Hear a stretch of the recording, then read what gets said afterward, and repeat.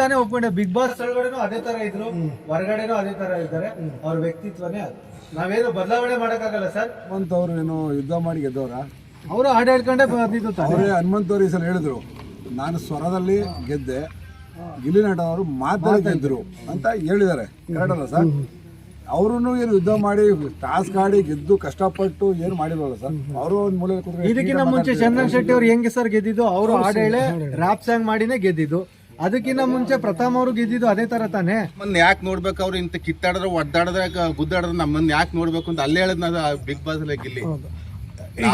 ಏನ್ ಕೊಡ್ಬೇಕು ಅಂದ್ರೆ ಜನಗಳಿಗೆ ಖುಷಿ ಕೊಡ್ಬೇಕು, ಸಂತೋಷ ಕೊಡ್ಬೇಕು. 1 ಗಂಟೆ ಟೈಮ್ 1.5 ಗಂಟೆ ಟೈಮ್ ಟಿವಿ ನೋಡ್ತಾರೆ. ಅವ್ರು ಸಂತೋಷವಾಗಿದ್ರು ಇರ್ಬೇಕು ನೋಡುಗ್ರೆಲ್ಲ ಅನ್ನೋದು ನನ್ನ ಅಭಿಪ್ರಾಯ. ಸರ್, ಈ ವಿಷಯದ ಬಗ್ಗೆ ಒಂದು ಮಾತು ಹೇಳ್ತೀನಿ. ಪ್ರೊಡ್ಯೂಸರ್ ಆಗ್ಲಿ ಡೈರೆಕ್ಟರ್ ಆಗ್ಲಿ ಒಂದು ಮೂವಿ ಮಾಡ್ತಾರೆ ಯಾಕೆ ಸರ್?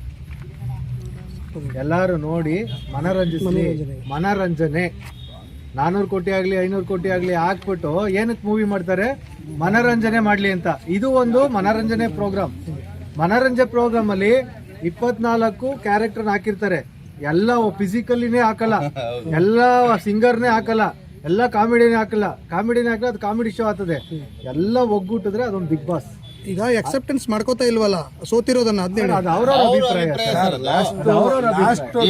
11th ಅಲ್ಲಿ ಹನುಮಂತ್ ಅವರು ಏನು ಯುದ್ಧ ಮಾಡಿ ಗೆದ್ದವರ? ಅವರು ಹಾಡು ಹೇಳ್ಕೊಂಡೆ ಬಂದಿದ್ದು ತಾನೇ. ಅವರೇ ಹನುಮಂತ್ ಅವರು ಈ ಸಲ ಹೇಳಿದ್ರು, ನಾನು ಸ್ವರದಲ್ಲಿ ಗೆದ್ದೆ, ಗಿಲ್ಲಿ ನಟ ಅವರು ಮಾತಾಡಿ ಗೆದ್ರು ಅಂತ ಹೇಳಿದ್ದಾರೆ. ಕರೆಕ್ಟ್ ಅಲ್ಲ ಸರ್? ಅವರು ಏನು ಯುದ್ಧ ಮಾಡಿ ಟಾಸ್ಕ್ ಆಡಿ ಗೆದ್ದು ಕಷ್ಟಪಟ್ಟು ಏನು ಮಾಡಿಲ್ವಲ್ಲ ಸರ್? ಅವರು ಒಂದು ಮೂಲೆ ಇದಕ್ಕಿಂತ ಮುಂಚೆ ಚಂದನ್ ಶೆಟ್ಟಿ ಅವ್ರು ಹೆಂಗೆ ಸರ್ ಗೆದ್ದಿದ್ದು? ಅವರು ಹಾಡು ಹೇಳಿ ರ್ಯಾಪ್ ಸಾಂಗ್ ಮಾಡಿನೇ ಗೆದ್ದಿದ್ದು. ಅದಕ್ಕಿಂತ ಮುಂಚೆ ಪ್ರಥಮ್ ಅವರು ಗೆದ್ದಿದ್ದು ಅದೇ ತರ ತಾನೆ.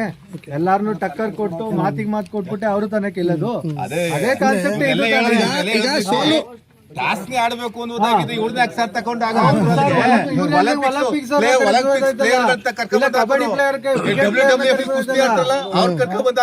ಇವರೆಲ್ಲ ಯಾಕೆ ಬೇಕಾಗಿತ್ತಲ್ಲ? ಫೈನಲ್ ಆಗಿ ಏನ್ ಗೊತ್ತಾ ಸರ್, ಗಿಲ್ಲಿ ಅವ್ರಿಗೆ ಇಡೀ ಕರ್ನಾಟಕದಲ್ಲಿ ದೊಡ್ಡಪ್ಪ ಚಿಕ್ಕಪ್ಪ ನೆಂಟರು ಸಂಬಂಧ ಇಲ್ಲ. ಅವ್ರ ಊರಲ್ಲಿ ಇಟ್ಟಿರ್ತಾರೆ, ಅಕ್ಕಪಕ್ಕ ಇಟ್ಟಿರ್ತಾರೆ. ಜನಗಳ ಅಭಿಮಾನಿಗಳು ಓಟ್ ಏನಕ್ಕೆ ಹಾಕ್ತಾರೆ? ನಮ್ ನೆಂಟರು, ನಮ್ ಚಿಕ್ಕಪ್ಪ, ನಮ್ಮ ತಮ್ಮ ಅಣ್ಣ ತಮ್ಮ ಅಂತ ಏನು ಓಟ್ ಹಾಕಲ್ಲ. ಅವ್ರು ಏನು ನಡ್ಸವ್ರೆ, ಏನು ಮಾಡವ್ರೆ, ಅದರಿಂದ ಏನು ಖುಷಿ ಸಿಕ್ಕೈತೆ ಅದನ್ನ ಬೆಳಿಗ್ಗೆಯಿಂದ ಸಂಜೆ ಕಷ್ಟಪಟ್ಟಿವರು. ನೋಡಿ, ಡ್ರೈವರ್ ಅಂದರು ದುಡಿದ್ಬಿಟ್ಟು 1 ಅವರ್ ಆ ಟೆನ್ಷನಲ್ಲಿ 10 ನಿಮಿಷ ನೋಡಿದ್ರೆ ಎಷ್ಟು ಖುಷಿ ಸಿಗುತ್ತೆ. ಗಿಲ್ಲಿ ಅವರು ಅದನ್ನ ನಡ್ಸ್ಕೊಂಡ್ ಬಂದದಕ್ಕೆ ಇವತ್ತು ಗೆದ್ಕೊಂಡ್ ಬಂದಿದ್ದು.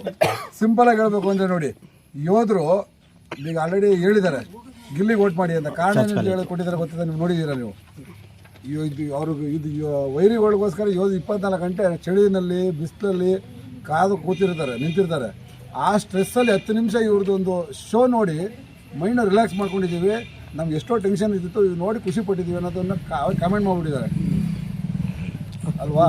ಅದೇ ಥರನೇ ಪ್ರತಿಯೊಬ್ಬರಿಗೂ ಅವ್ರಿಗೆ ಇವರು ಮಾತು, ನಡತೆ, ವಾತಾವರಣ ಫುಲ್ ಟೋಟಲಿ ಅವ್ರು ಇದ್ದಂಥ ರಿಯಾಲಿಟಿ, ಒರಿಜಿನಾಲಿಟಿ. ಅವ್ರೇನು ಬನ್ನಿನೇ ಹಾಕಬೇಕು, ಚಳಿಗಾಲ ಬನ್ನಿನೇ ಹಾಕಬೇಕು ಅಂತಿಲ್ಲ. ಅವ್ರಿಗೆ ಅಭ್ಯಾಸ ಆಗೈತೆ. ಅವ್ರು ಎಲ್ಲಿ ಬೇಕು ಮಲಿಕೋಬೇಕು ಅಂತಂದರು. ಜೊತೆಗೆ ಅವ್ರ ಫ್ರೆಂಡ್ಸ್ಗಳು, ರೂಮ್ ಮೇಂಟರ್ಸ್ ಎಲ್ಲ ಅವ್ರ ಬಗ್ಗೆ ಆಲ್ಮೋಸ್ಟ್ ನೀವು ನೋಡಿದ್ದೀರಾ, ಎಲ್ಲ ಹೇಳ್ಕೊಂಡಿದ್ದಾರೆ. ಅಲ್ಲಿ ಏನಿದೆ ಸತ್ಯವಾಗಿ ನಡ್ಕೊಂಡಿದ್ದಾರೆ ಅವರು. ಏನು ಸರ್, ನಾವು ಅವ್ರನ್ನ ಈಗ ಸರ್ ಇನ್ನೊಂದು ಸೋಲೋ ಗೆಲುವು ಎಕ್ಸೆಪ್ಟೆನ್ಸ್ ಮಾಡ್ಕೋಬೇಕಲ್ಲ ಅಂತ ಅಷ್ಟೇ. ಮಾಡ್ಕೋಬೇಕು ಸರ್. ಅದೇ ಅವ್ರು ಯಾವತ್ತಾನೆ ಒಪ್ಕೊಂಡಿದ್ದಾರೆ ಅದನ್ನ ಹೇಳಿ ಸರ್. ಹೋಗ್ಲಿ ಅಟ್ಲೀಸ್ಟ್ ಒಂದು ಯಾವತ್ತಾನೆ ಒಪ್ಕೊಂಡೆ. ಬಿಗ್ ಬಾಸ್ ಒಳಗಡೆನೂ ಅದೇ ತರ ಇದ್ರು, ಹೊರಗಡೆನೂ ಅದೇ ತರ ಇದ್ದಾರೆ. ಅವ್ರ ವ್ಯಕ್ತಿತ್ವನೇ ಅದು. ನಾವೇನು ಬದಲಾವಣೆ ಮಾಡಕ್ಕಾಗಲ್ಲ ಸರ್. ಅದು ಮ್ಯಾನುಫ್ಯಾಕ್ಚರಿಂಗ್ ಡಿಫಾಲ್ಟ್ ಅಲ್ಲ. ಒಂದು ಫೈನಲ್ ಆಗಿ ಸರ್ ಏನು ಹೇಳ್ಬೇಕು ಅಂದ್ರೆ, ಜನಗಳು ಓಟ್ ಹಾಕಿದ್ದಾರೆ. ಆ ಓಟ್ ಹಾಕಿರೋದೆಲ್ಲ ಪ್ರೂಫ್ ಈ ಸಲ ತುಂಬಾ ಜನಗಳು ನೋಡ್ಕೊಂಡಿದ್ದಾರೆ. ಟಿವಿ ಮಾಧ್ಯಮ ಗೊತ್ತಿದೆ, ಸುದೀಪ್ ಸರ್ ತಿಳ್ಕೊಂಡಿದ್ದಾರೆ. ಇದನ್ನೇನೋ ಮೋಸ ಮಾಡಿ ಏನೋ ಮಾಡೋಕ್ಕಾಗಿಲ್ಲ. ಅದು ರಿಯಲ್ ಆಗಿ ಏನಿದೆ ತೋರಿಸಿದ್ದಾರೆ. ಅಡ್ವಾನ್ಸ್ ಆಗಿ 1 ದಿನ ಮುಂಚಿತವಾಗಿ ಹೇಳಿದ್ದಾರೆ, ಅದಕ್ಕೂ ಮುಂಚೆ 3 ದಿನ ಮುಂಚಿತವಾಗಿ ಹೇಳಿದ್ದಾರೆ. ಜನಗಳು ಗೊತ್ತಾಗ್ಬಿಟ್ಟಿದೆ. ಓಟ್ ಹಾಕಿದ್ದಾರೆ, ಗೆಲ್ಸಿದ್ದಾರೆ. ಸ್ವಲ್ಪ ತಲೆ ಜಾಸ್ತಿನ ತಗೊಂಡು ಜನಗಳು ಓಟ್ನ ಮಾಡಿದ್ದಾರೆ. ಮಾಡಲೇಬೇಕು ಅಂತ, ಗೆಲ್ಲಿಸ್ಲೇಬೇಕು ಅಂತ. ಅಂಬರೀಷ್, ಸುಮಲತಾ ಮಂಡ್ಯದಲ್ಲಿ ಎಲೆಕ್ಷನ್ ನೋಡಿದ್ರಲ್ವಾ? ಓಟ್ ಹಾಕಿ ಗೆಲ್ಲಿಸ್ಲೇಬೇಕು ಅದಕ್ಕೆ ರನ್ ರೇಟ್ ಎಲ್ಲಿಗೋಯ್ತು ನೋಡಿ, ಓಟ್ ಲಿಸ್ಟ್ ಎಲ್ಲಿಗೋಯ್ತು ಸರ್? ನಿಖಿಲ್ ಕುಮಾರಸ್ವಾಮಿ ಅವರು ಅಷ್ಟು ಲೀಡಿಂಗ್ ತಗೊಂಡಿದ್ರು. ಆದ್ರೂ ಕೂಡ ಸುಮಲತಾ ಅವ್ರು ಏನಕ್ಕೆ ಗೆದ್ರು ಅಂದ್ರೆ ಜನಗಳ ಆಟ ಅದೇ ಸೇಮ್ ರಿಪೀಟ್ ಆಯ್ತು ಅಷ್ಟೇ ಸರ್. ಸರ್, ಒಂದ್ಸಲಿ ಜನರು ಆಟ ಬಿದ್ರೆ ತಲೆ ಮೇಲೆ ತಲೆ ಬೀಳಿ ಏನು ಮಾಡಕ್ಕಾಗಲ್ಲ ಸರ್.